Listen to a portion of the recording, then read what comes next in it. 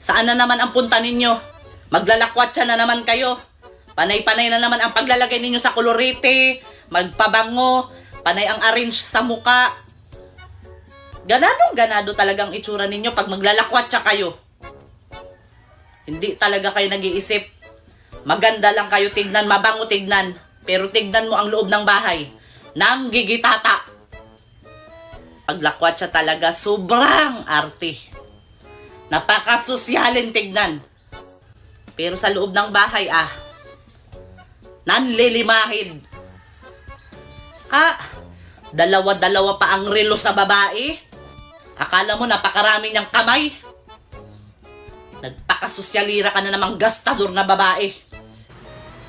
Anong makipagsosyalera? Hindi ninyo iniisip na Para sa'yo nga tong isa.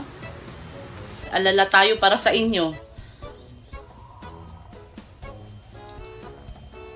Magsabi kasi kayo na kung ano ba kay nag-alala din ako ba kay ang mga bata. Maganda to ha. Dapat sinabi mo naman sa akin na para sa akin pala to. Sosyalin ang itsura niya, Dorinel. Gusto ko bagay to sa akin, no?